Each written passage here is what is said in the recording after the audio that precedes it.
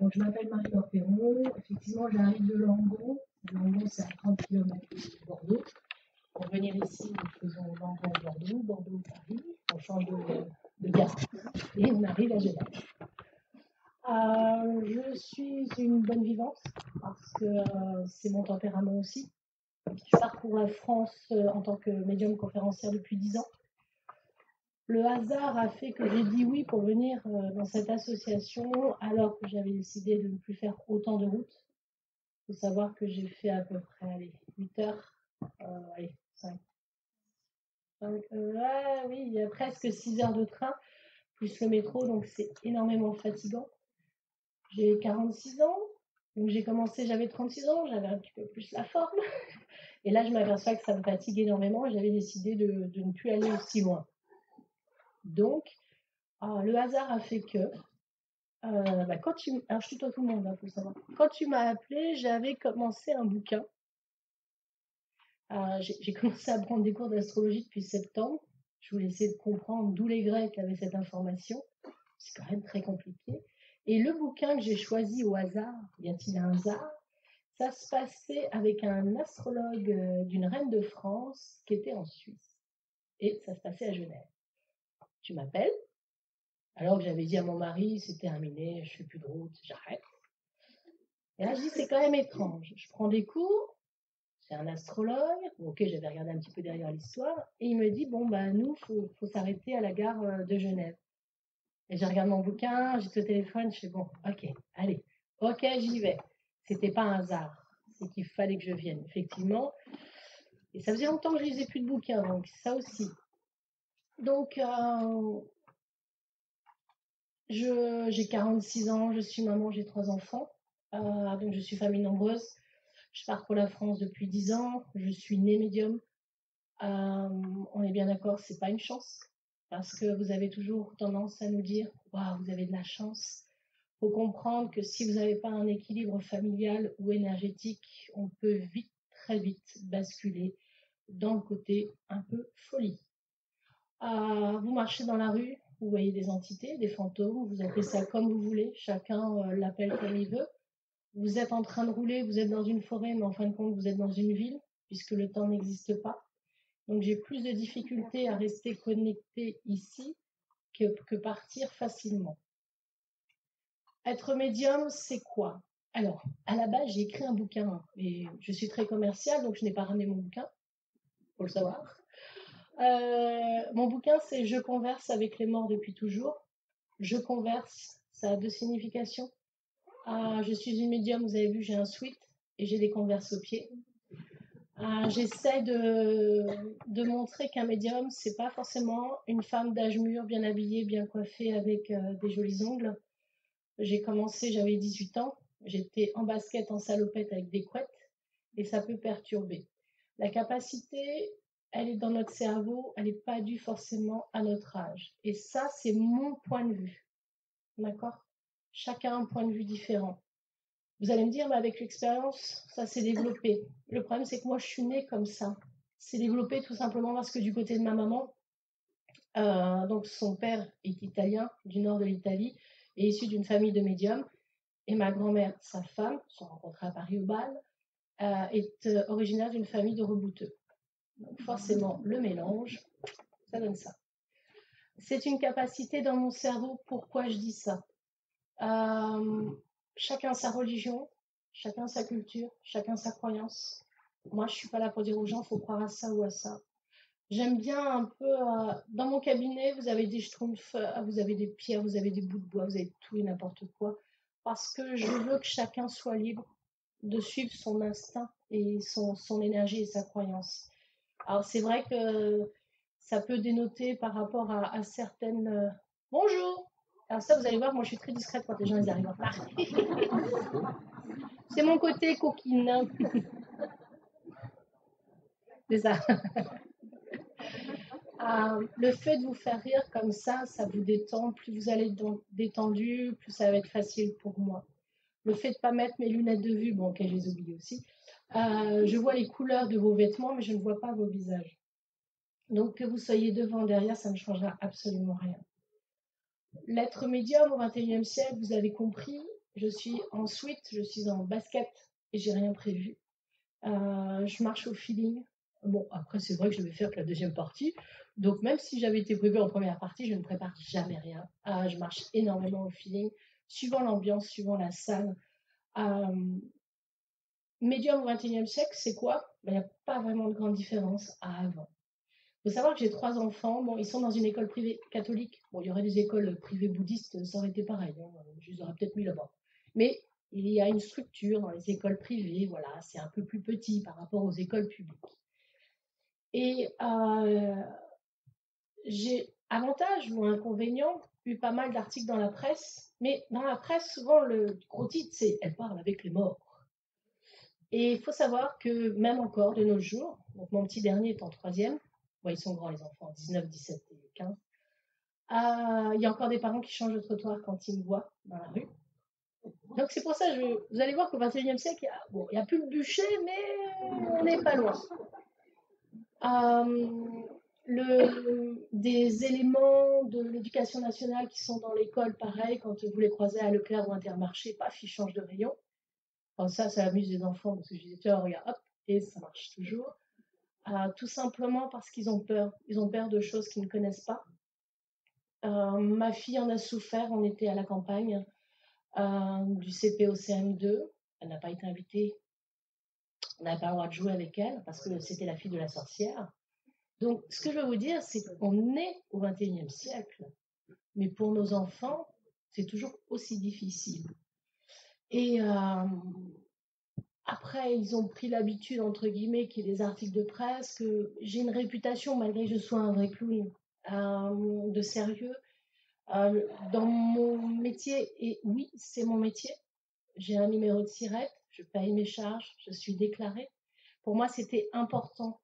Le jour où j'ai décidé d'en faire mon vrai métier, je l'assume à fond. Et dans les fiches scolaires, il y a bien écrit médium, travail des parents. Médium, c'est quoi? Elle parle avec les morts, avec toute simplicité. Et ça, pour moi, c'est une grande fierté. Ce que je reproche, c'est que l'État français nous prend des taxes en tant que professionnels. Il n'y a pas de convention collective, il n'y a pas de livre de déontologie, il y a tout et n'importe quoi. Et c'est ça que j'essaye de combattre. Chacun ses croyances, chacun sa force. Être médium au XXIe siècle, c'est quoi? Tu peux être invité à des dîners d'élus, de gens très connus, juste parce que tu es aussi une attraction. C'est-à-dire que plus je suis fatiguée, plus je suis réceptive, et je ne fais plus attention si je suis au présent ou au futur. Des exemples que j'ai écrits dans mon bouquin, je suis à la banque et je demande à la nana de l'accueil, comment ça s'est passé, elle est revenue de son congé mater. Non, elle venait juste d'apprendre qu'elle était enceinte. Donc, le souci, c'est ça aussi, c'est que la notion du temps, je ne l'ai pas forcément. Je ne peux pas boire d'alcool, parce que, alors là, c'est le gros fouillis dans mon cerveau. C'est une chance et c'est un poids. Quand vous parlez avec vos amis, tout ce que vous dites, c'est... Alors, attention, je vais dire un truc, parole d'évangile, il faut trouver une autre phrase. Mais c'est un peu ça. Tout ce que je vais dire, ça prend une importance. Et des fois, vous dites des choses en rigolant, et les gens vous regardent en disant, non, c'est pas une prédiction, là, c'est juste je décolle. Donc, c'est vrai que j'essaie de vous faire rire pour que vous puissiez vous dire, bon, c'est sérieux, c'est pas sérieux, parce que ma grand-mère, c'est pas qu'elle m'a formée, mais elle m'a appris à accepter de voir, d'entendre, paf, je prends mes feutres, j'écris, je ressens. Parce que on est les vrais amis, vous en avez pas beaucoup dans ce milieu-là, parce qu'il y a toujours un intérêt quand on vous invite. Grosso modo, vous avez de moins en moins d'amis, plus vous grandissez, moins vous vous prenez la tête. Sur mes 3 enfants, on me pose souvent la question, est-ce qu'il y en a qui ont cette capacité? Bah oui, pas de bol pour eux aussi. Pas de bol pour eux? Oui et non. L'avantage quand vous êtes issu d'une famille comme moi, mon petit dernier, quand il était en CP, à un moment donné, il y avait un monsieur qui venait souvent le voir, il n'arrivait plus à dormir, je lui dis attends, pas de peur, tu dis, hey, le petit papy, faut que je dorme, demain j'ai école. Il n'a pas été embêté. Plus vous êtes dans la peur, plus vous êtes dans le côté sombre, plus ça prend une importance. Si vous faites comme moi, et c'est vrai que je suis un vrai clown, vous pouvez m'emmener dans des châteaux, dans des vieux manoirs, dans des caves, ça ne changera rien à ma vision des choses. Parce que pour une médium, avec la capacité que j'ai, je suis très terre à terre. Plus vous aurez peur, plus vous aurez des doutes, plus là, ça va provoquer des choses aussi chez vous. Si vous faites comme moi, quand on te dit, tiens, la journaliste, la dernière fois, c'était au mois d'avril, elle a voulu me tester dans un château hanté. Bah, je dis, pourquoi il serait hanté? Tu peux aller dans une maison moderne, c'est pareil, ça ne changera rien. Bah, oui, il y avait des esprits, mais c'était pas non plus des mots. Enfin, c'est ça, c'est pas parce que c'est des vieilles bâtisses que c'est forcément hanté. Donc tout ça, c'est important. Être médium au XXIe siècle, c'est être testé comme un rat de laboratoire aussi. Il faut le savoir. De 2015 à 2017, j'ai été, alors j'ai pas le droit de le dire vraiment où, une grosse chaîne de télévision devait faire une émission sur un médium, la suivre partout dans sa vie. Donc pendant 2 ans, j'ai travaillé de façon secrète, puisque vous avez un contrat d'exclusivité et de confidentialité. Donc pendant 2 ans, ils m'ont testé partout, dans la rue, dans le métro, dans les restaurants, dans les conférences, salon de coiffure, grand magasin, n'importe où. Tout ce que j'ai pu dire, alors il faut savoir que vous faites... Alors, vous allez voir que c'est un peu le bordel dans mon cerveau. Et des fois, j'utilise des mots un peu crus, j'en suis désolée, mais je ne réfléchis pas. Faites-vous bien la différence entre médium et clairvoyance. Le oui, levez la main. Non, c'est pas un groupe scolaire, hein, mais faites-vous bien la différence. Alors, pour moi, c'est mamie qui m'a appris comme ça. Après, ceux qui ont lu des bouquins et qui ont fait des trucs importants et sérieux, vous allez voir, je mets un peu le fouillis. La médiumnité, on est juste au milieu entre eux et ici. Ok, grosso modo. La clairvoyance, c'est que j'ai une capacité à me déplacer dans le temps. Le temps existe-t-il ou pas? J'ai jamais voulu chercher à comprendre. Une fois sur la 5, il y a eu une émission hyper compliquée, j'ai rien compris, juste à la fin. Le monsieur, il a dit le futur est déjà le passé parce que le temps, il tournait, tout ça. Et là, j'ai dit à mon mari, c'est pour ça que je peux voir le futur, puisqu'il est déjà passé. Bon, après, je cherche pas à comprendre, c'est trop compliqué pour mon cerveau. Mais dans cette émission-là, c'était faire ça, aussi bien de la médiumnité, clairvoyance, vous avez des contrats d'exclusivité, vous devenez un produit d'une chaîne, il faut le savoir. Donc, plus le droit de faire des conférences comme tu veux, plus le droit d'utiliser ton nom. Secret. Et 15 jours avant de tourner le pilote de cette émission, donc le pilote, c'est la première émission qui fait que soit ça marche, tu continues, soit ça marche pas, la chaîne arrête. Et 15 jours avant, ils ont dit stop, ils ont tout arrêté. Tout simplement parce qu'ils ont changé de direction et que le nouveau directeur n'était pas très open à tout ça. Pour moi, dans le concept, je trouvais intéressant de montrer au public voilà, qu'un médium, c'est quelqu'un de normal, qu'il n'y avait rien de transcendant. J'avais pas des cheveux roux, j'avais pas des poupées, le côté neutre. Mais c'est pas encore bien vu. Parce qu'il cherchait il fallait vous voyez les gens, il fallait les laisser pleurer, tout est calculé en fin de compte. Tu es dans un salon de coiffure, la coiffeuse te coiffe et hop, tu as des flashs, mais tout est déjà calculé et prévu. Grosso modo, tout ce que vous voyez sur Internet et à la télé, on prend du recul et on analyse. Parce que je me suis aperçue que est-ce qu'il cherchait vraiment quelqu'un de vrai comme moi ou est-ce qu'il cherchait simplement à faire du buzz? Et moi, faire pleurer les gens, c'est pas mon truc. C'est pour ça que je suis toujours en train de rigoler. Et donc, ça s'est pas fait, c'est pas anodin, parce que j'aurais perdu ma liberté. Je suis Sagittaire. Le Sagittaire, c'est l'indépendance, la liberté, les voyages, je fais ce que je veux, je suis rebelle. Là, vu le contrat, ça passait pas trop. Donc, c'est vrai, il y a des Sagittaires dans la salle, levez la main? Oui. Ouais. Bon, les autres aussi, vous êtes bien. Oui. Mais, hein? Mais c'est pas l'astrologie. Alors? Et pourquoi tu me dis ça? Dis-moi. Ah, mais ça va dépendre où est placée ta planète. Parce que depuis que j'apprends, il faut vérifier. Mais c'est pas vrai, parce que mon prof, il serait là. Si on fait ton thème astral, on voit qu'il y a un astre qui est dans une maison, et c'est cet astre-là qui dit qu'on a une capacité extrasensorielle. Oh, bah tu sais, depuis le temps des Grecs, ça remonte à très longtemps. Voilà. Oui. C'est très bien.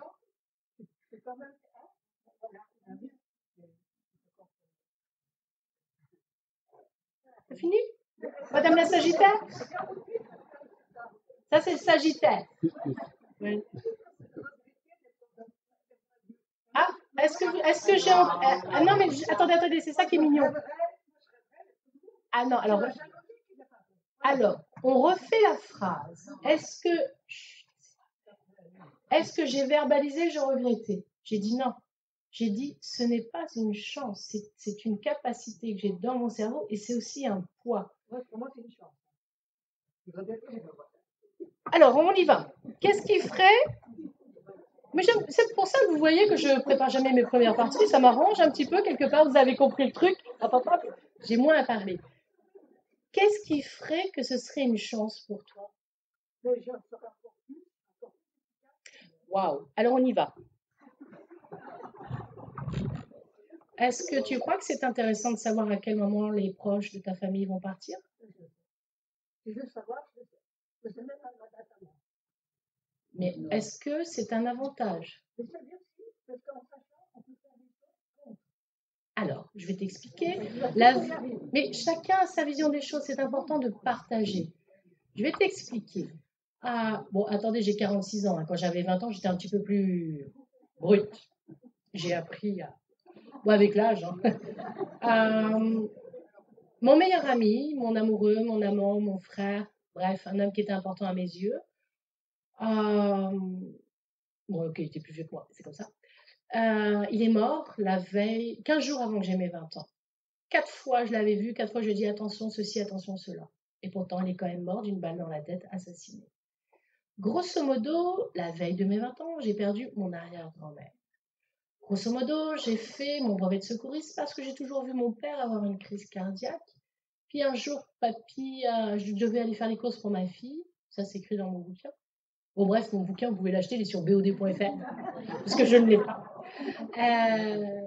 Il y a un matin, je sais qu'il faut que j'aille voir mon grand-père, mais je ne peux pas parce que je dois aller faire les courses pour ma fille qui partait en Espagne. Vous l'avez compris, toujours au dernier moment, Marie-Laure, elle s'organise. Et je savais qu'il y avait quelque chose. Il faut savoir une chose, quand je conduis, mon téléphone, il est éteint et il est dans mon coffre. Grosso modo, si vous voulez pas un jour venir me parler, votre téléphone, il est éteint dans votre voiture. Même pour brancher un truc, je veux qu'il soit éteint. Je vois de plus en plus de jeunes. Donc, il n'y a pas très longtemps, j'étais à... il y a comment ça s'appelle la ville? Sable d'Olonne. J'ai un gamin de 19 ans, je suis en conférence avec lui, enfin, pardon, il est de l'autre côté, puis il me fait continuer à parler, à chercher mon câble de téléphone, ce que je ne fais jamais, un peu impoli. Devant tout le monde, je prends mon câble et puis j'oublie que je suis là. En fin de compte, il m'a fait vivre comment il était mort d'un accident de voiture parce qu'il cherchait le câble pour brancher son téléphone. Donc partout où je vais en France, maintenant je vous le dis tout de suite, votre téléphone, il est éteint et dans le coffre. Bon, le message est passé, sécurité routière. On retourne. Ah, vous allez voir, avec nous, on passe du coq à l'âne. Je vais faire les courses, téléphone éteint, j'arrive chez moi, donc j'habite à 30 km, et là je vois papa, plein d'appels. Forcément, je pense à mon petit papy, qui est toujours vivant et qui a 98 ans, 99, pardon. Et je me dis, mince, c'est Pépé, forcément. Ben non, j'ai une dame qui me dit, votre père a fait un malaise, et tu sais que tu peux poser ta photo, hein, depuis tout à l'heure, donc tu vas avoir l'écran. Depuis, vous voyez, je vous détends, on va être bien pour tout à l'heure. Vous comprenez maintenant pourquoi souvent il y a des petites mamies qui me disent vous pouvez faire un one-man show, on se marre bien quand même, même si après on va peut-être moins rigoler. Alors, si tu veux, mon père, il était mort, donc il est arrivé chez son médecin, une bonne étoile. Il ose demander, mon père a une phobie, médecin, hôpital, visite piqûre, il tombe dans les pommes, il n'a jamais été à l'hôpital. Donc il sent qu'il y a un truc qui ne va pas, il demande à son ami de l'emmener chez le médecin. Pour que papa aille chez le médecin, il ouvre la porte du médecin, il tombe raide par terre. Sauf que moi, pendant 30 minutes, je n'étais pas au courant. D'accord.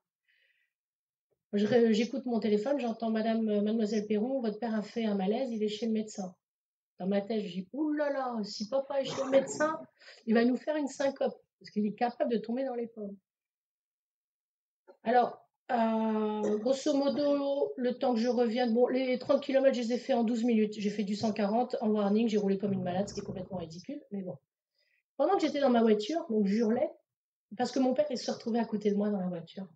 Donc je savais qu'il était mort.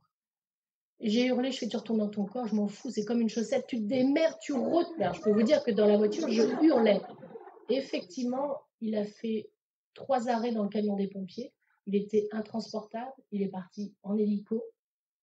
Ah, ça fait 5 ans, le 16 mars, il est toujours vivant. Il l'a fait 2 fois, le 16 mars, le 16 septembre. Il s'est retrouvé tétraplégique, hémiplégique. J'y suis allée tous les jours. Il va bien, il conduit, tout va bien. Sauf que j'ai toujours su qu'il avait un problème cardio, mais tu vois, je ne l'ai pas vu, je le ressentais. Honnêtement, de me dire que je pourrais voir quand mes enfants vont partir, j'ai pas envie. Honnêtement, me dire, ouais, je vois une catastrophe dans la vie, dans le monde, ok, je ne sais pas où, je ne sais pas exactement à quelle heure. Tu peux pas, mamie m'a toujours dit, on ne peut pas sauver tout le monde. Mon père, je l'ai sauvé, et ça pourquoi? Parce que j'ai heureusement cette capacité-là. Je vais vous parler de ça parce que c'est important. Quand je suis arrivée dans le camion des pompiers, donc il était tout gris, et mon papa est plutôt très costaud. Vous avez vu, taille Marion. Et l'état était que ça fonctionnait encore, mais il avait fait 3 arrêts, donc c'était un petit peu compliqué à gérer. Donc, du moment que je ne voyais pas ma grand-mère et mon arrière-grand-mère à côté de moi, c'est que papa n'était pas parti. Alors oui, biologiquement, il est parti. Les pompiers, normalement, vous n'avez pas le droit d'entrer dans le camion. Mais moi, je suis arrivée très digne, sans pleurer, comme si j'étais infirmière ou soldat. Je suis bonjour, je viens voir M. Perron, j'ai un truc à lui dire. Ils m'ont laissé rentrer. Je dis, mon papa, écoute, c'est simple, hein. Si tu meurs, je prends ton 4x4. Mon père a un Land Rover très vieux et on n'a pas le droit de le conduire. Donc, c'est vrai que c'était un peu de la provoque. Et je lui dis une deuxième chose, ta mère est pas là, c'est pas ton heure. Bon, le pompier, il s'est dit, waouh, qu'est-ce qu'elle raconte? Donc, il est parti en hélico. Il a été placé en coma artificiel. Mon docteur s'appelle le docteur Ferron. Je m'appelle Perron. Bon, oui, je ne suis pas mariée, ça fait 25 ans, comme ça. Sur le dossier médical, il était écrit que M. Perron, chez lui, a fait un arrêt de 10 minutes. Donc, normalement, le cerveau, il est en mauvais état.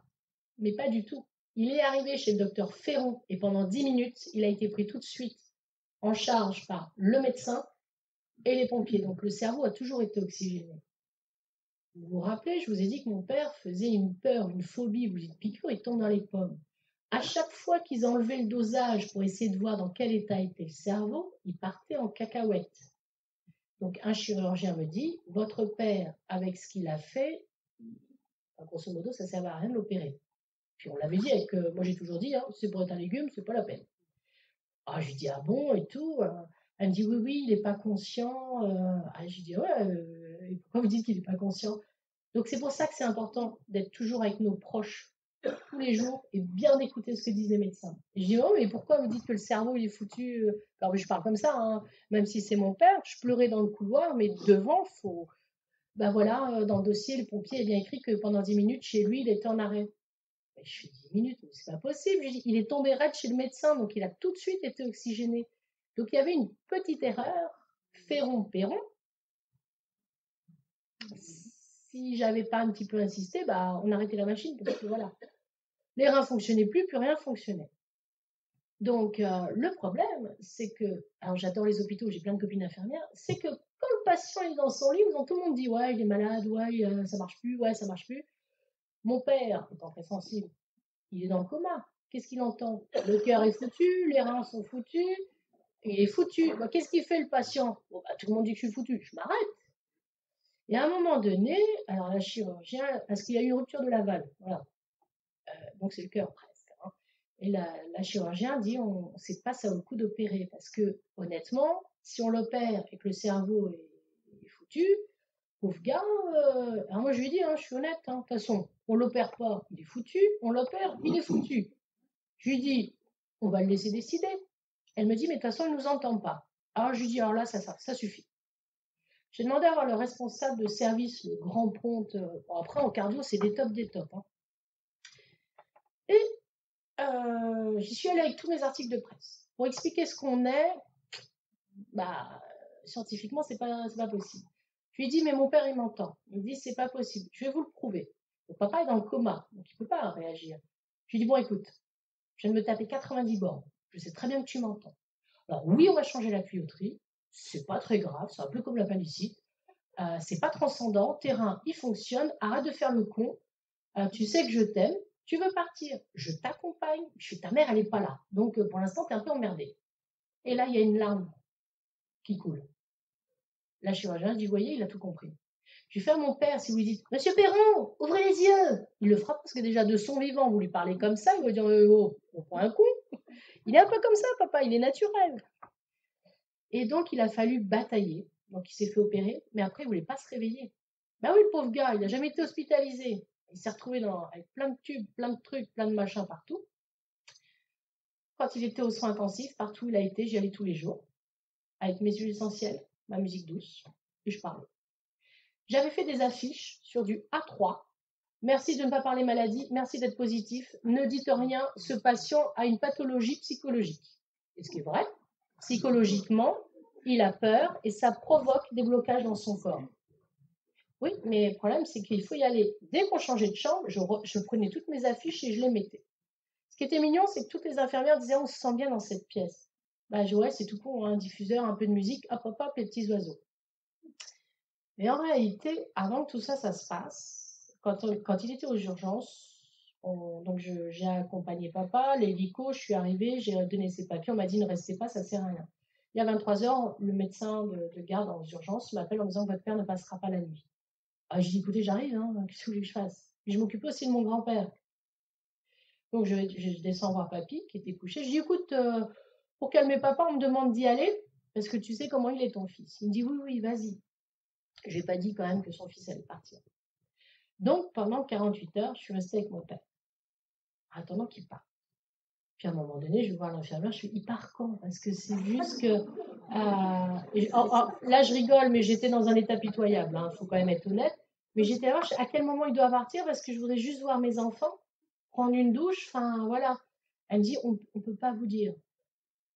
Et avant de partir, il y a une dame qui dit bon bah le cœur fonctionne plus, les reins fonctionnent plus. Alors moi j'ai dit on arrête les machines. Hein. Moi je l'accompagne, il part, mais c'est pas la peine l'acharnement. Je suis contre. On en a toujours parlé ouvertement et ça c'est important d'en parler à nos proches. Et donc je dis elle fait l'échographie, le cœur fonctionne plus. Je dis bah alors si le corps a dit stop, c'est que le cerveau a dit stop. J'accompagne. Je dis je peux juste essayer un truc. Donc elle sort. Je vais voir un responsable, j'aurais juste essayé un truc et après on débranche. J'accompagne. Puis j'entends une infirmière qui dit oui, l'acharnement. Ouh, je la regarde, je fais dites donc. Je ne m'acharne pas, je vais juste parler au patient de façon un petit peu plus humaine. Donc j'ai mis ma main sur son cœur.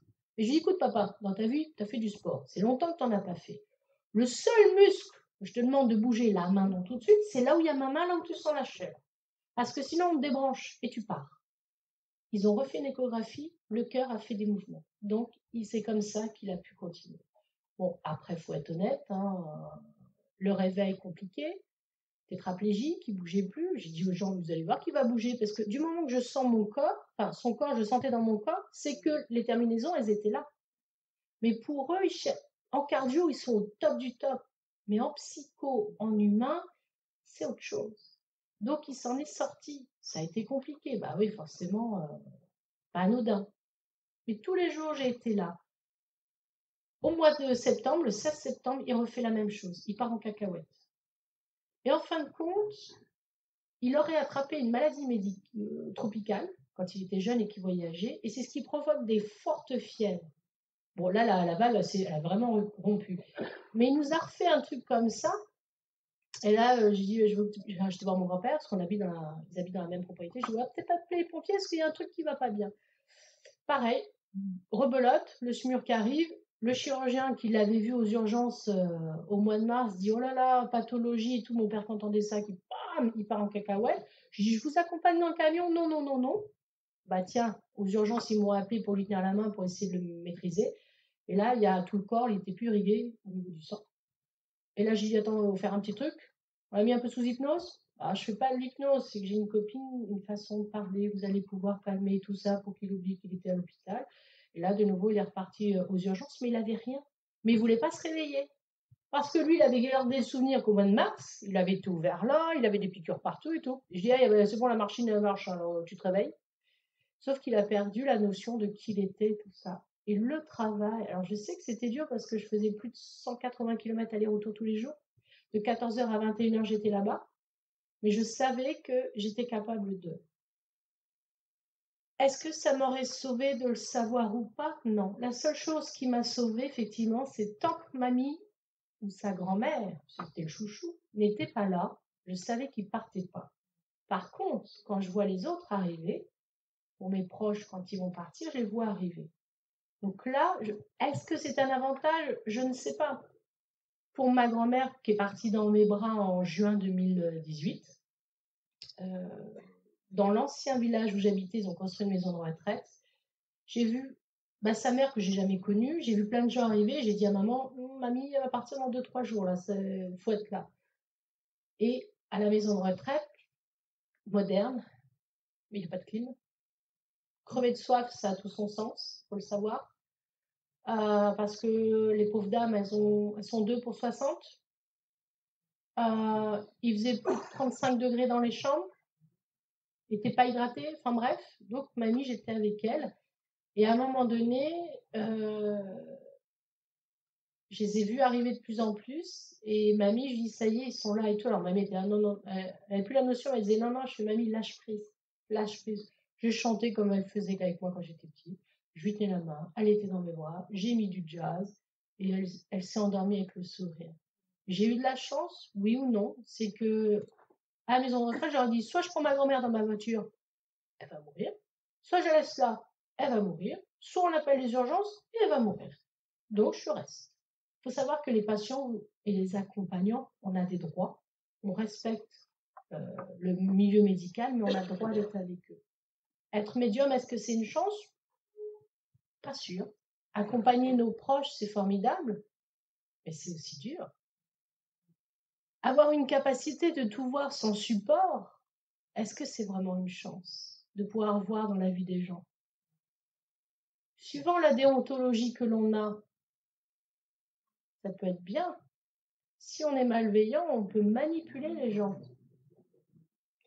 Cette capacité, elle est héréditaire, certes.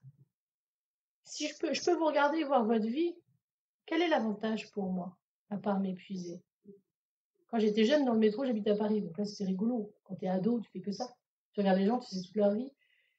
Puis à 17 ans, je me suis dit, waouh, ça sert à quoi ça sert? Après, dans mon métier, j'étais dans les ressources humaines, spécialisée en recrutement. Ok, là, j'avoue. C'était pratique. Ah oui. Bon, je disais que je faisais de la graphologie, ça faisait un peu plus professionnel. Là, oui, je m'en suis servi, non pas pour savoir la vie des gens, parce que je m'en souviendrai toujours. Chez Smart, au Trocadéro, j'ai recruté une vendeuse, alors j'ai vu qu'elle était enceinte.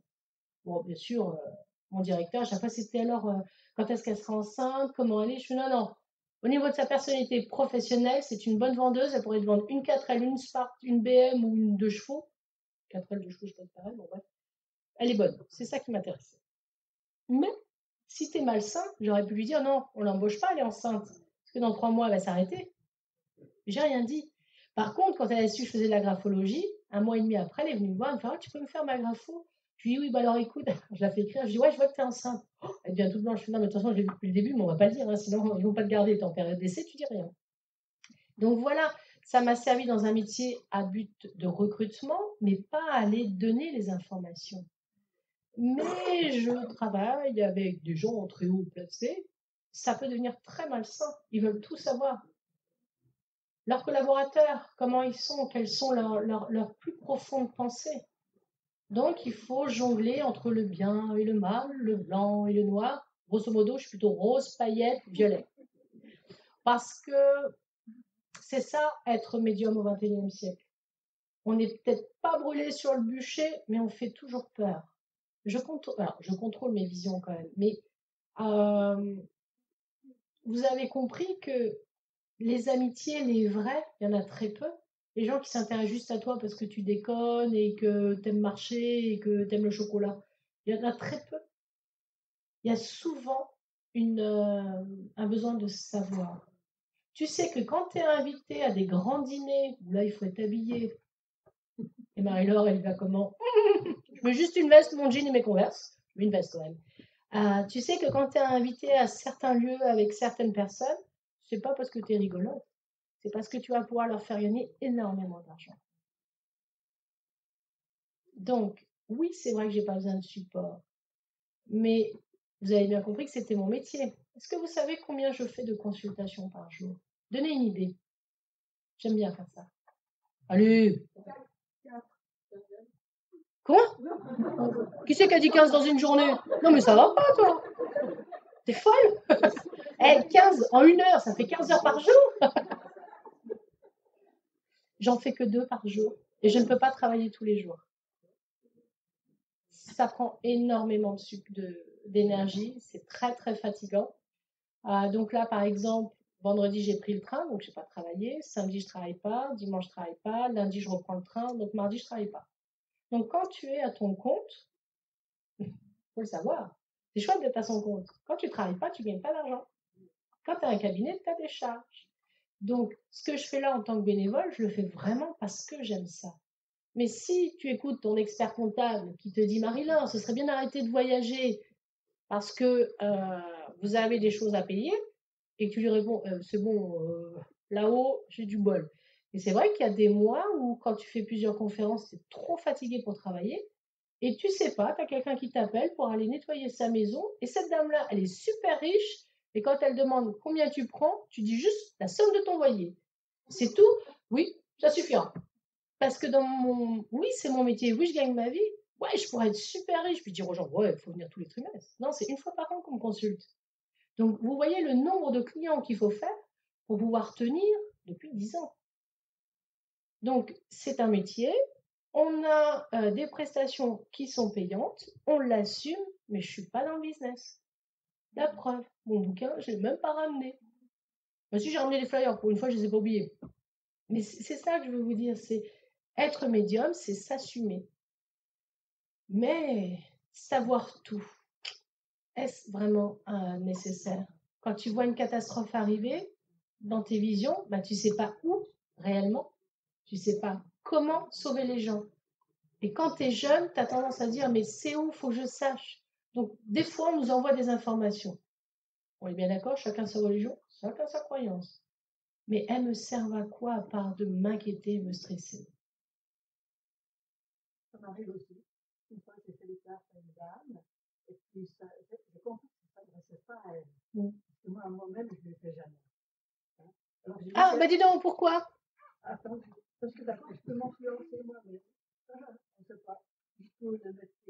Alors, j'ai vu ça s'adresser à moi. Alors, j'ai vu cette personne qu'il y a une catastrophe qui va arriver dans quelques temps. Ça s'adresse. C'était juste quelques jours avant la tuerie de Nice. Mais je n'ai pas été chercher où et quoi. Mais non, parce qu'on ne peut pas avoir plus d'informations. C'est pas sûr. Non, parce que la planète est très grande. Les tueries, on en a très souvent, dans beaucoup d'endroits. Et c'est compliqué à pouvoir visualiser exactement. Souvent, on me demande, travaille-t-on ou pas avec les services de police? Oui, mais c'est un sujet tabou, on n'a pas le droit de le dire. Bim. Oui, mais on n'est pas reconnu et c'est toujours à titre officieux. Et non, je ne fais pas les recherches de personnes disparues, parce que si vraiment ça fonctionnait, il n'y aurait plus de disparus. Et tous ces enfants qui ont disparu, on aurait pu les retrouver. Alors, c'est difficile. C'est pas un devoir de le faire quand même. Bah, d'où c'est un devoir, c'est écrit où? Pour moi, c'est un devoir. Ah bah, dis donc. Alors.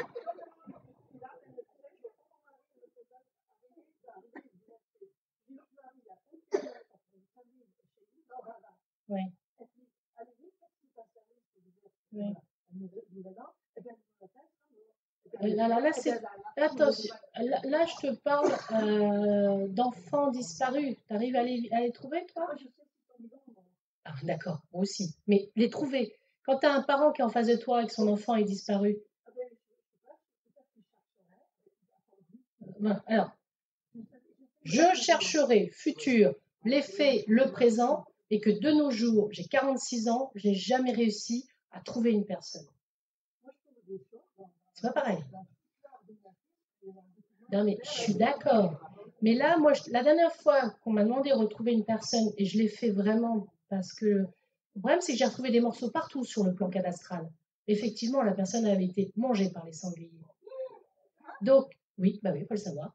Quand tu te décides de partir et que tu es en forêt, bah, tu laisses pas beaucoup de traces. Et grosso modo, si vraiment j'avais cette capacité, bien sûr que j'aiderais tous les parents, tous les enfants qui sont disparus. Quand il y a eu la petite fille qui est partie là, lors d'un mariage, on a eu combien de médiums qui ont dit moi ceci, moi cela, blablabla. Moi, statistiquement, moi, je suis quand même issue d'une famille de juristes, les faits sont les faits. Il n'y en a pas un qui t'a donné exactement qui, comment et quoi. Moi, je savais que c'était dans la terre, dans une forêt, et couvert de branchages. Mais où exactement? Ah, donc on est bien d'accord. Oui, mais en attendant, tous les médias, tous les médiums qui se sont médiatisés en disant je sais, je sais, je sais, je suis très terre à terre. En attendant, il n'y en a pas un qui nous a donné des choses précises. Et c'est pour ça que ça, c'est des choses que je ne fais jamais. Et non, ce n'est pas mon devoir. Pourquoi? Quand tu dis c'est ton devoir, qui? C'est écrit où? Ah oui, dans ma conscience. À ta conscience, à toi.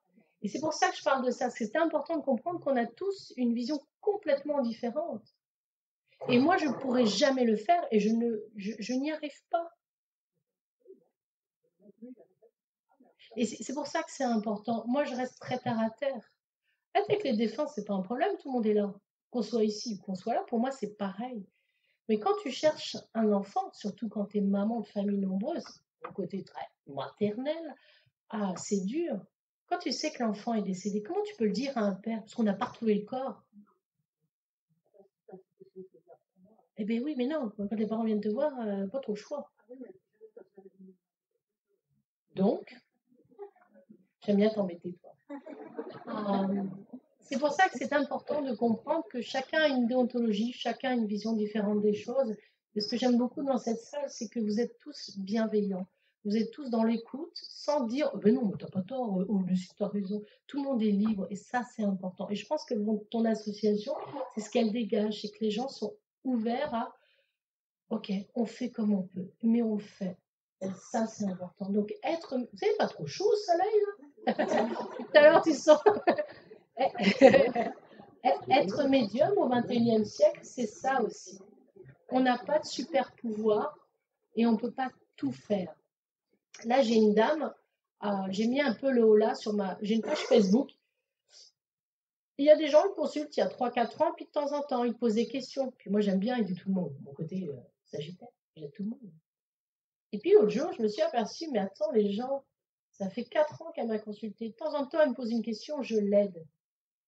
Et bien, ce qui m'a fait réagir, je fais, mais attends, mamie, elle m'a toujours dit, il faut toujours qu'il y ait un échange. Alors, peut-être que la dame, elle n'a pas de sous. Bon, vu que je la connais, elle en a. Mais elle aurait pu me dire, tiens, Marie-Laure, tu as 3 enfants, je te fais livrer des chocolats, un poulet, enfin, à l'ancienne, tu vois. Et là, je me suis dit, mais attends, donner aux autres, d'accord, je le fais avec mon cœur, donc j'attends rien. Au bout d'un moment, quand quelqu'un t'envoie un message en te disant oui, alors on m'a dit non, qu'est-ce que je dois faire? Mais pourquoi vous m'avez dit? Non, mais je ne suis pas une fée. Et c'est vous qui avez vos vies entre vos mains. C'est vous qui prenez les décisions. Ma vie, elle m'a toujours appris on éclaire les gens. Moi, je suis une petite lumière. Si tu as envie d'aller à droite, tu vas à droite. Si tu as envie d'aller à gauche, tu vas à gauche. Mais on ne peut pas influencer sur vos décisions. Et si une banque te dit non, qu'est-ce que j'ai dit moi? Tu vas voir un courtier en banque, il y en a partout. Ils cherchent des clients, ils vont se bouger le popotin pour trouver un crédit. Mais c'est ça aussi.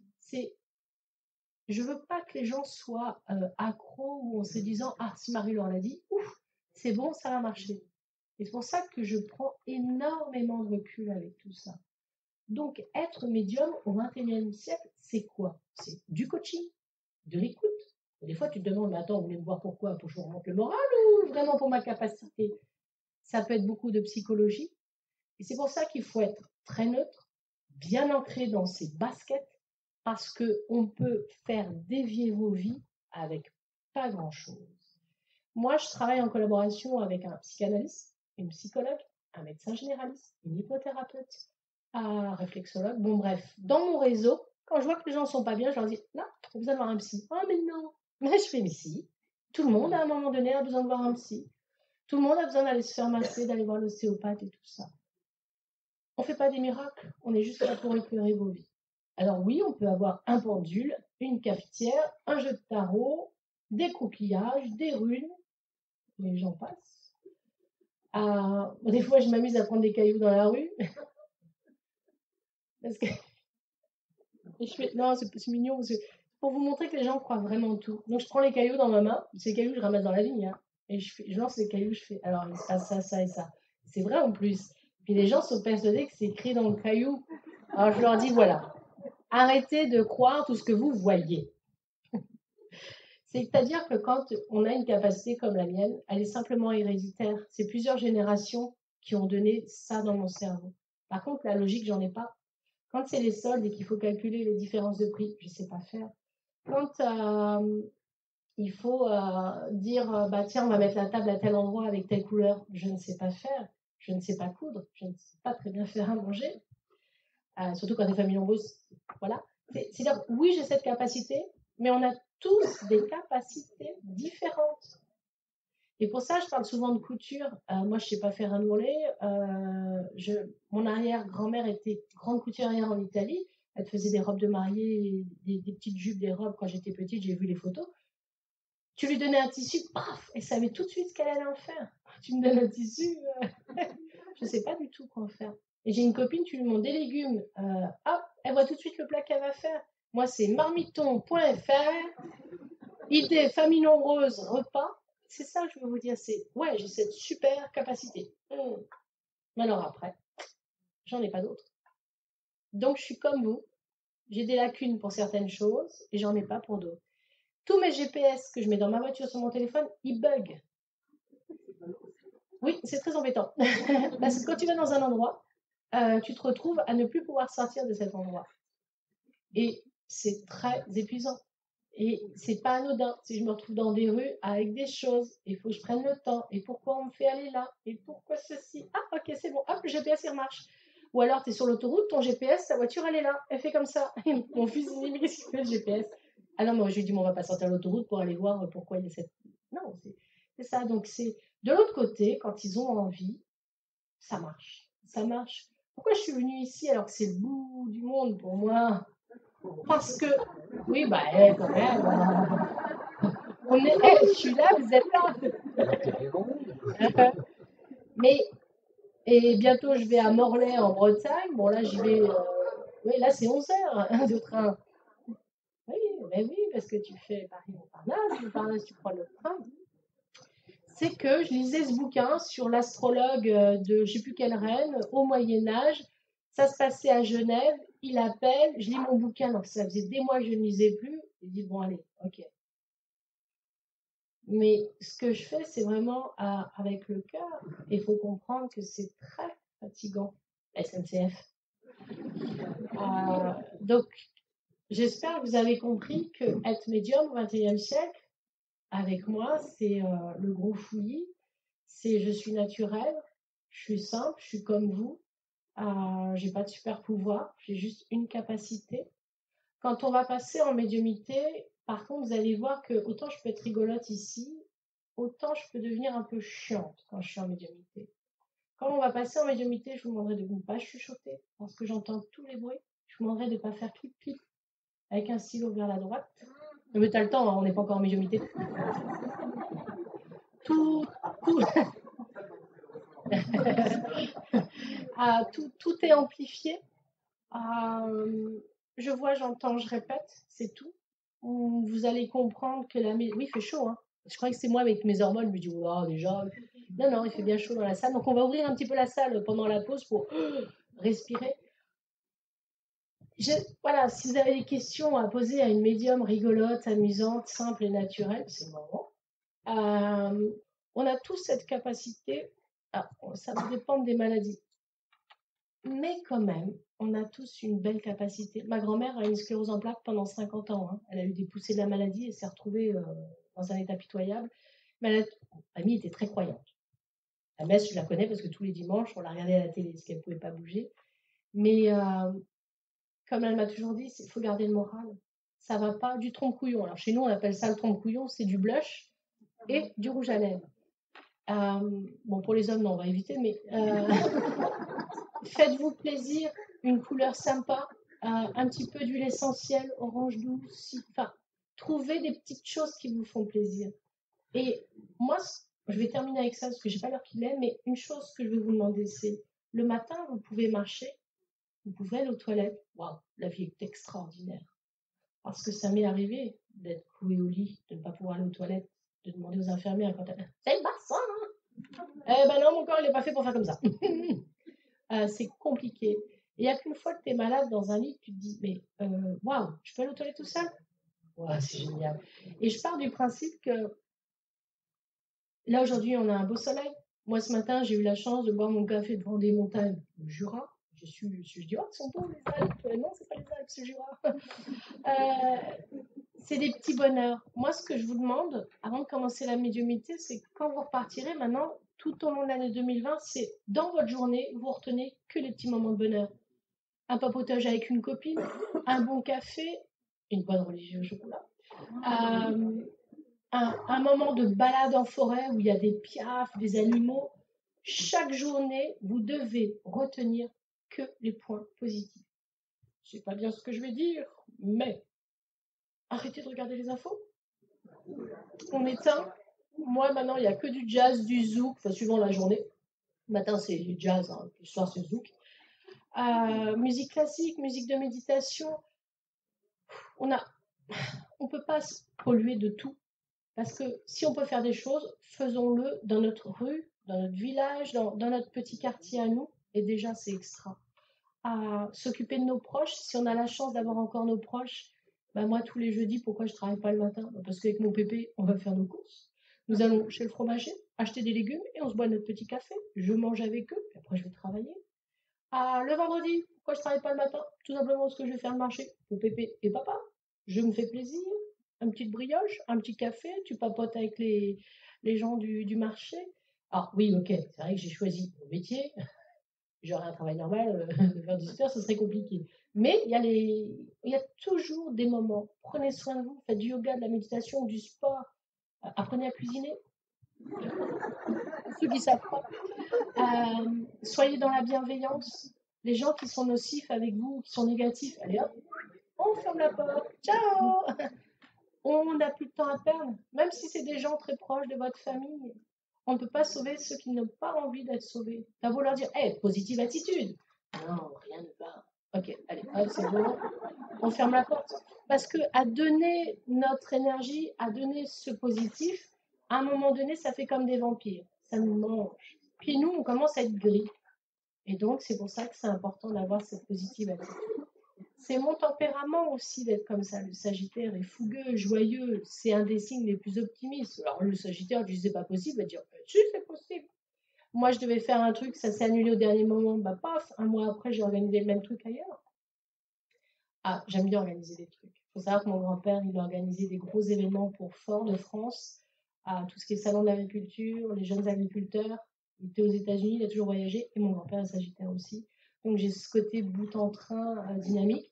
Avec Pépé, là, on est en train de préparer le journal des anciens combattants de 39-45, donc sur du A3 avec incorporation de photos et de textes. Pépé fait les textes sur son ordinateur, après moi je les copie.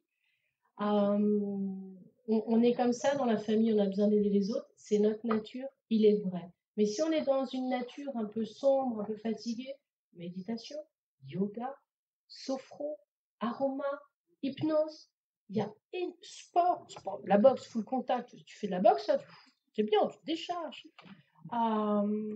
Et puis moi, en tout cas, je vais terminer avec ça, c'est que je remercie cette association. Parce que vous avez osé me faire venir alors que vous ne me connaissiez pas pour de vrai, en chair et en os. J'ai une réputation de clown, et souvent les gens m'appellent le petit clown, parce que voilà, on a bien ri, on s'est bien détendu, on va faire une petite pause, puis après on va passer dans une autre atmosphère, mais elle sera bienveillante, cette atmosphère. Parce que je vois une sphère. Alors, depuis que j'apprends l'astrologie, dans mon cerveau, ça fait un mélange. C'est le gros fouillis. Dans cette sphère, on est dans une boule lumineuse, aussi bien blanche que bleu clair. Je vois du rose Alors, je ne fume pas, je ne bois pas, je vous rassure. Mais depuis tout à l'heure, c'est cette énergie, alors c'est un truc de dingue, d'amour qui ressort de vous tous. Et même si on n'est pas d'accord, si on dit ça c'est gris clair ou plus foncé, vous êtes dans cet amour et cette bienveillance. Et je ne vais pas lancer une fleur à cette assos, mais c'est pas souvent que j'ai ce genre d'énergie. Et ça me fait énormément plaisir parce qu'on ne s'est pas pris la tête sur ouais, il y a des guides ou il n'y a pas des guides. Vous acceptez comme je suis. Et ça, c'est génial parce que ce qui veut dire que vous faites venir des gens qui correspondent à une belle énergie. Qui vient pour la première fois à une conférence de médiumnité? Ok. Je pense que je vous ai rassuré, rigolote, amusante. Ça va vous permettre vraiment de lâcher prise pour le après. Le après va se passer en toute simplicité. On laissera quand même une fenêtre ouverte parce que un petit peu. Vous allez voir que bon là, j'ai pas trop l'air fatiguée. J'ai mis du l'anti-cerne, ça marche pas. Mais plus je vais avancer dans la médiumité, plus je vais être fatiguée. Quand la médiumité, je préfère dire maintenant, va se terminer, ce n'est pas par impolitesse, mais j'aurais pas forcément envie de vous parler. Je vais être très grognon et je vais avoir surtout besoin d'aller extérioriser tout ce que je vais ressentir. Donc je vais me mettre dans un coin, je vais sortir, je vais pleurer, je vais lâcher. Et ce que je vous demande, c'est de me respecter à ce moment-là. Au début, je n'osais pas le dire. Puis les gens me disent, mais est-ce que... Et un jour, mon mari, d'où grande masse, il a pris ma défense parce qu'il voyait que j'étais vraiment affaiblie. Il a dit, mais foutez-lui la paix, vous ne voyez pas dans quel état elle est. Maintenant, j'ai appris à dire aux gens depuis déjà 5-6 ans, la médiumnité est terminée, j'en prends mes clics, mes claques, je vous embrasse d'avance et je m'en vais. Parce que je vais accumuler énormément de fatigue. Et de l'autre côté, ils vont me donner des informations, des nano-informations sur mon corps. Et le lendemain, je peux me retrouver avec des bleus, là où il y a eu des perfs, je peux me retrouver avec des bleus où il y a eu des accès. C'est-à-dire que mon cerveau, des fois, il ne fait plus la différence si c'est mon corps à moi. Donc, c'est pour ça que c'est très important. Et après, mercredi, j'ai rendez-vous avec mon médecin qui fait du magnétisme et qui me nettoie, qui nettoie aussi mon cerveau sur toutes ces petites micro-particules qui gardent en information, mais qui ne concernent pas mon corps. Parce que pour ceux qui viennent pour la première fois, tout le monde a vu le film Ghost. À un moment, qui c'est qui a dit non? Dis-le. Bon, ok, bon. Je ne vais rien dire. T'as le droit. Hein? Oui, ouais. Alors, il faut savoir une chose, c'est que la personne de l'autre côté, dans mon corps, va me faire vivre certaines émotions ou certaines choses. Les personnes de l'autre côté, fantômes, vous les appelez comme vous voulez, n'ont plus cette douleur-là, mais ça me permet à moi de comprendre comment ils partent. Et c'est pour ça que ça demande énormément d'énergie. Donc, nous allons faire une petite pause pipi.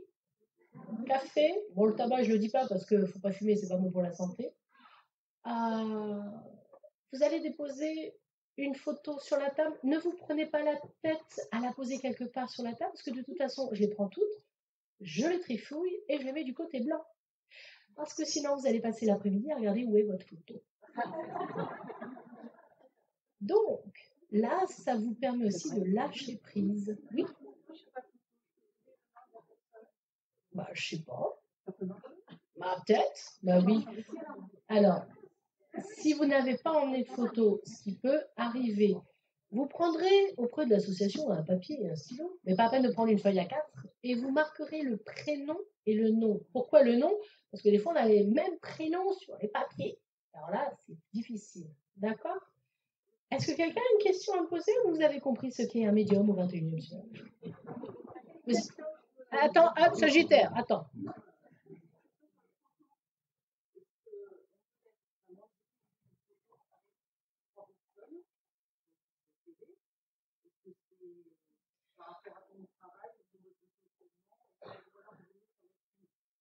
Alors, comment te dire? Voilà. Il est vrai que normalement, on dit aux gens une photo, un personnage, pas un personnage, mais une personne sur la photo. Parce que même si tu mets un groupe, je vais capter une seule personne. Ça, c'est important. Moi, je vous demanderais aussi, c'est d'enlever les photos des cadres. Non, mais si... Non, t'as amené un cadre? Ah, ça va. Si on peut éviter, mais maintenant c'est trop tard, éviter les photos sur du A4. Ça m'est déjà arrivé. Alors, grosso modo, voilà. Essayons de faire simple, vous l'avez compris, simplicité, bienveillance. Qu'est-ce qu'on doit dire d'autre? Oui, alors moi, par contre, quand le téléphone sonne et qu'on est en conférence, vous savez, c'est quoi la punition?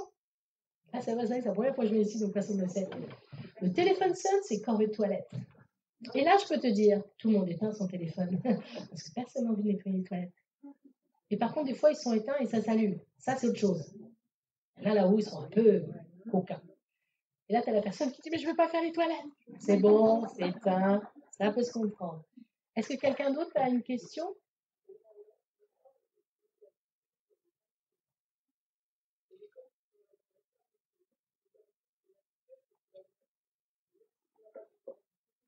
Alors, ça, pour moi, je vais dire que c'est une question de croyance. Parce que si tu as bien compris, je suis plutôt terre à terre. Et après, j'ai été habituée comme ça. Si tu me dis entité, c'est que tu n'es plus dans ton corps, puisque ton corps, c'est ta petite voiture. Et ça, c'est mamie qui me l'a appris. Donc, j'ai un peu emmerdée là. Parce que si je vois ton entité, c'est que tu vas quitter ton corps. Et ça, c'est pas cool. Parce que ma grand-mère, c'est bête, mais je n'ai pas appris. Donc, mamie, elle m'a toujours dit, ça, c'est ta voiture, t'es dedans. Ah, le jour où tu quittes ta voiture, tu deviens une âme, une entité, un fantôme. Donc, toi, je dirais plutôt voir ton aura, ton énergie, non? Ah ouais, alors ça change tout. Parce que, ah, dis donc, je suis quand même sérieuse, hein. Alors, ceux qui sont hyper connaisseurs, je suis désolée, hein, parce que dans certaines religions, ça s'appelle des chakras, ça s'appelle l'aura, telle couleur veut dire ceci, veut dire cela. Honnêtement, si tu veux vraiment que je vois dans ton corps, je peux.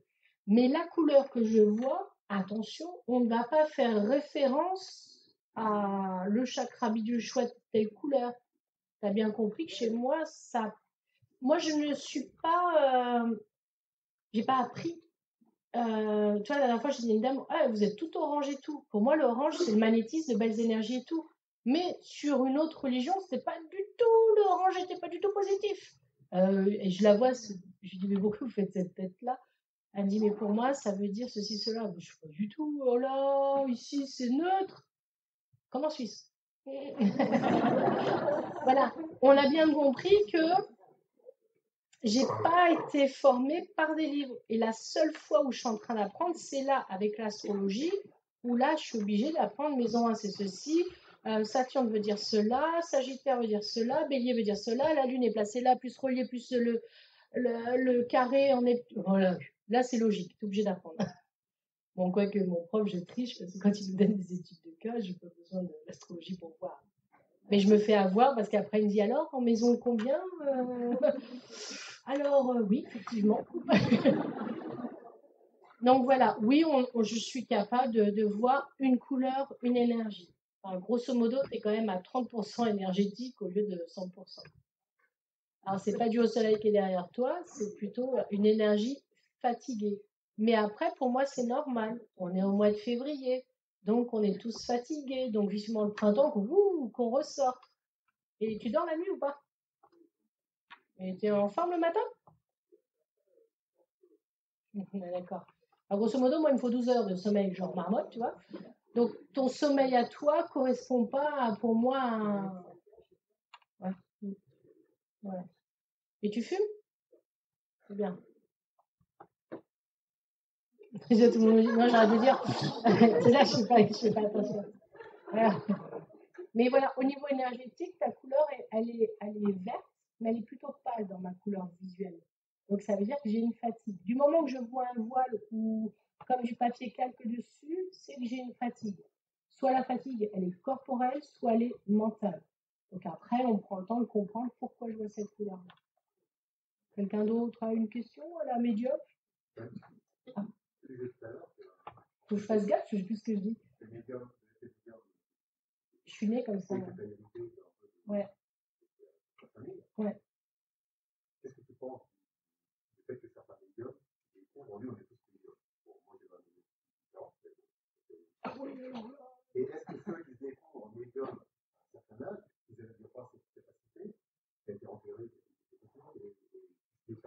Alors moi, je serais claire, mon côté terre à terre te dirait, j'aurais bien voulu avoir un scan du cerveau avant et un scan après.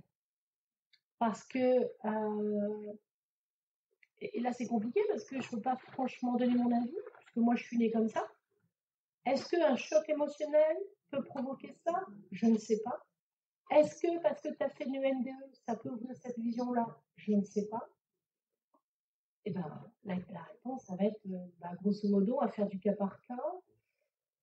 Moi, je reste quand même terre à terre. Est-ce qu'on est vraiment tous médiums ou pas? Ou est-ce qu'on a tous un très bon feeling qui vient de notre instinct primaire? Oui, on a tous quelque chose de primaire de notre cerveau.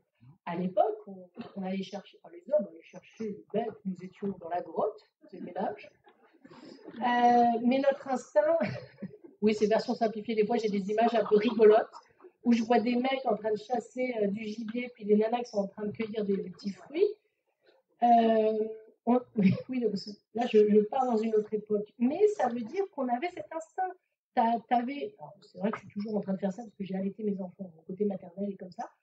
T'allaitais ton enfant, t'étais aux aguets. La plupart des mamans, quand on vient de mettre au monde, on, on sait quand notre enfant, il y a un truc qui va pas, il y a un truc qui fait qu'on le ressent. En fin de compte, j'appelle ça aussi de la télépathie, de l'énergie. L'homme a cet instinct de sauvegarde, de protéger. C'est notre instinct primitif. Bon, après, avec les ordinateurs, tout ça, le côté sédentaire, on l'a peut-être moins fait. Mais les scientifiques sont en train de dire maintenant qu'il serait bien d'aller se promener dans la forêt pour aller se connecter aux énergies de la nature, pour qu'on puisse lâcher prise. Bon, mamie a toujours dit, on va te balader dans la forêt, mais on est obligé de nos jours de dire scientifiquement que les arbres se parlent entre eux. Il y a des mecs qui ont mis des arbres dans un laboratoire, ils sont en train d'analyser les petites particules pour dire oui, c'est vrai. Mais quand tu es issu d'une famille de rebouteux, qu'est-ce qu'on te dit quand ça va pas? En forêt, tu marches pieds nus, tu vas dans l'air, tu te connectes, mais c'est naturel chez nous. Mais en neurosciences, ils sont en train de prouver, là, pour les grands accidentés dans certains services, les mecs, ils sont obligés de faire des mémoires pour le dire. Non, mais c'est grave, c'est qu'on arrive à un niveau scientifique où tout doit être prouvé.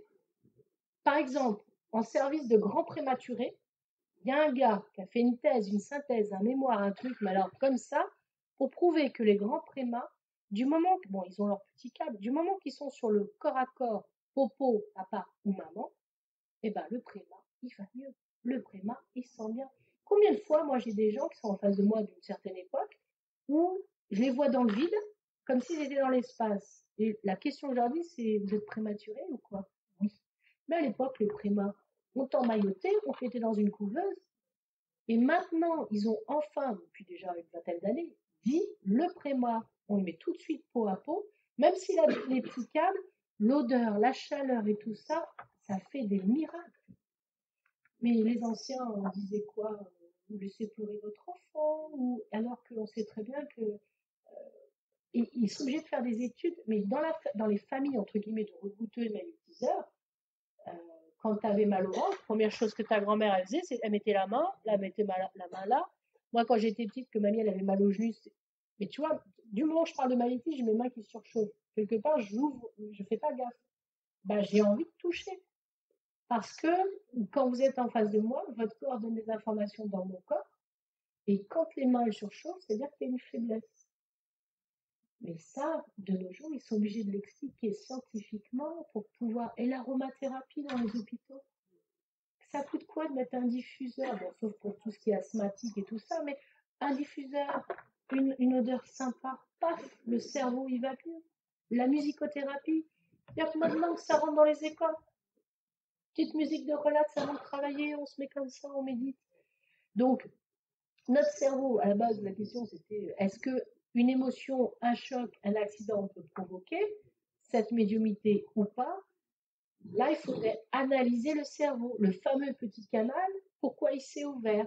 Est-ce que, bon, ben voilà, quand tu as fait une NDE, que tu es mort, tu es revenu à la vie, chamboule les notions aussi, hein. Tu t'aperçois qu'il y a quelque chose après. Donc ton cerveau, il a une autre ouverture. Comme ceux qui font de la méditation, au début, ils méditent, Et puis après, ils te disent, oula, je suis partie, je sais pas où j'étais. Bah, c'est pas moi qui fais des cours de méditation, je vous rassure. Mais c'est ça aussi, lâcher prise. J'ai répondu. Non, enfin, trop grosso modo, je ne sais pas. T'as vu un peu? Ouais, voilà. Ouais, non, parce que tant que j'analyse les faits, moi. Quelqu'un d'autre question ou ça va? Attends, hop, en binôme, là, c'est pas possible. Attends, j'arrive. Est-ce que vous pouvez fermer le robinet Ouais. et puis être comme tout le monde sans avoir rencontré une personne et voir tout ce qui se passe chez elle? Ah bah oui, heureusement. Sinon, je serais en psychiatrie. Alors, mon livre, si tu... Elle converse avec les morts.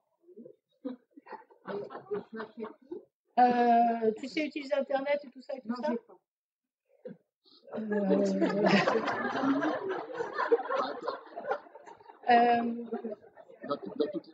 Ah non, non, alors dans les librairies, tu le trouveras pas parce que.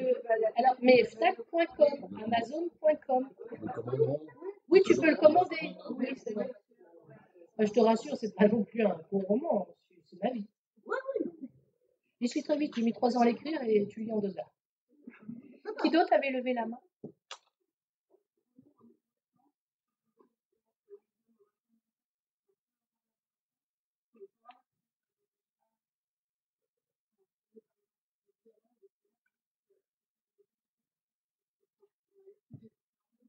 Alors, normalement, la chaîne de télé devait le faire, de me faire passer un scan ou un IRM, je ne sais plus, et de me poser des questions à ce moment-là pour voir quelle est la partie du cerveau. Voilà.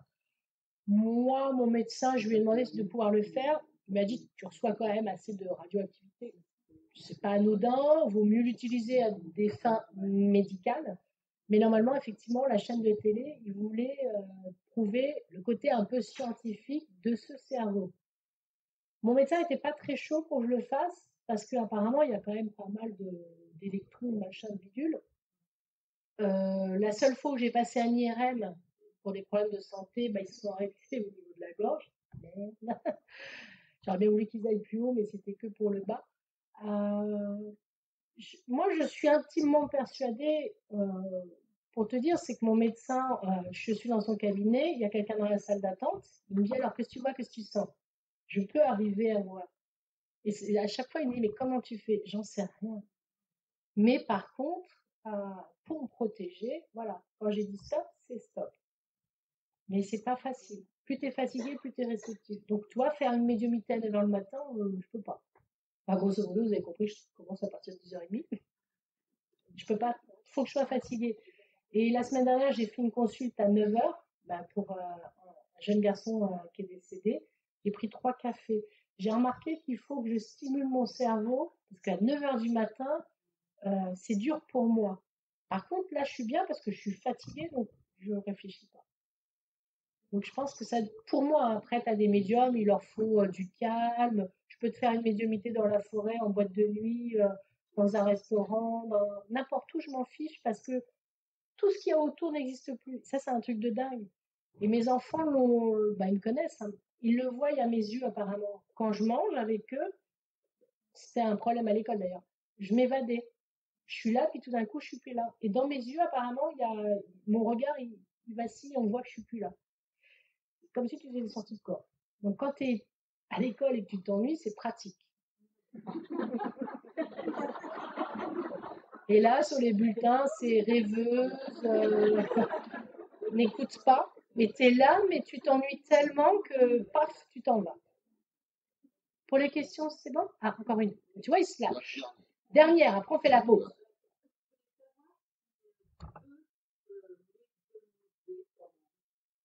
Ah ben non, je suis vivante. Ah non, toi tu parles pour l'avenir? Ah, est-ce que j'en ai envie? Bon, allez, je suis honnête. Quand j'ai rencontré mon amoureux, il y a 26 ans, donc le père, non 25, le père de mes 3 enfants. La première chose que je lui dis quand je l'ai embrassé, c'est ça. Je ne repasserai jamais et j'ai une capacité à tout voir. Et je ne repasse toujours pas. Non, mais j'étais honnête dès le début. J'ai vu, alors, Léa, on l'a fait en 1904. Alors, biologiquement, je ne suis pas censée avoir d'enfant. C'est pas possible. Ok, bon, c'est comme ça. J'en ai quand même 3. Bon, j'ai fait des fausses couches. Tout ça, c'est écrit dans mon bouquin. Je n'ai pas honte d'en parler, il faut l'assumer. Quand j'étais enceinte de ma fille, donc décollement de placenta, je me suis retrouvée aux urgences à 3 mois, même pas, où la sage-femme te disait soit tu bosses, soit tu perds ton enfant. J'étais responsable des ressources humaines, je gérais une dizaine de salariés. Donc gros stress, grosse panique. Et la sage-femme me dit vous avez le choix. Et là tu dis bah non, c'est mon enfant. Donc normalement, génétiquement, biologiquement, je n'aurais pas pu avoir ma fille. Les neurosciences, que je ne connaissais pas à l'époque, mamie m'a toujours dit, mais on a tous des capacités. Donc, le décollement de placenta, 1 mois après échographie, plus le décollement de placenta. Parce que tous les jours, je magnétisais.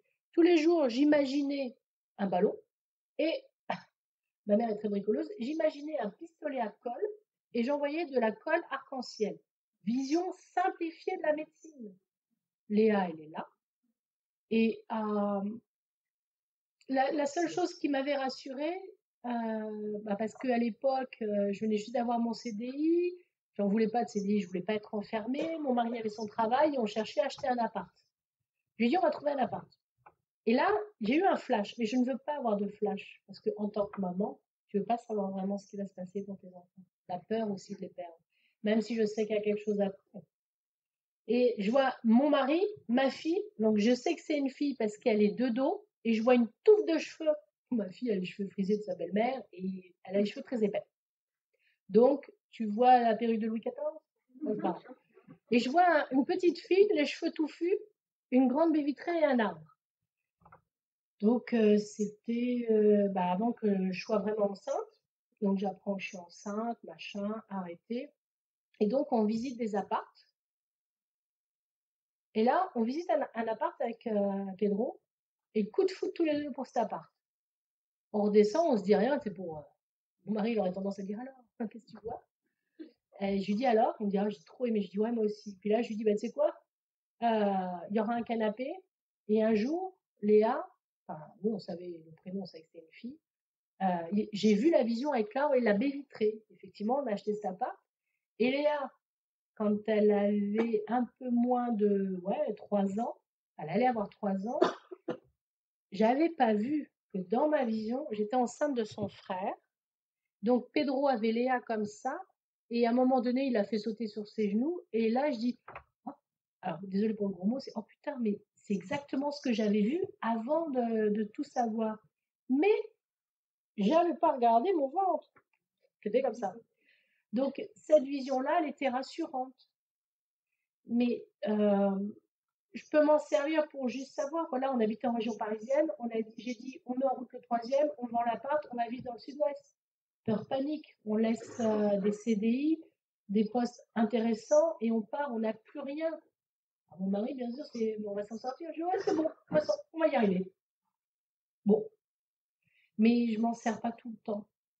J'ai peur, en fin de compte, j'ai du mal à concevoir qu'on veuille savoir l'avenir. C'est bête, hein. Moi, j'ai toujours dit à mon conjoint, mon mari, ma moitié, j'ai toujours dit, on vit au jour le jour. Hein. Demain, on peut tomber amoureux de quelqu'un d'autre et ciao le couple. Ok, c'est pas très rassurant pour lui, mais j'ai appris à vivre au jour le jour. Je ne me mets pas de pression et je ne veux pas savoir. Mais des fois, tu as une information qui arrive, tu l'apprends et tu sais que ça va mal se passer ou pas. On peut essayer de faire avancer les choses, mais moi, j'ai du mal à comprendre pourquoi je voudrais savoir mon avenir. Et oui, je peux le savoir. Il suffit que j'ouvre et je peux tout savoir. Ça emmerde un petit peu mes enfants, j'avoue.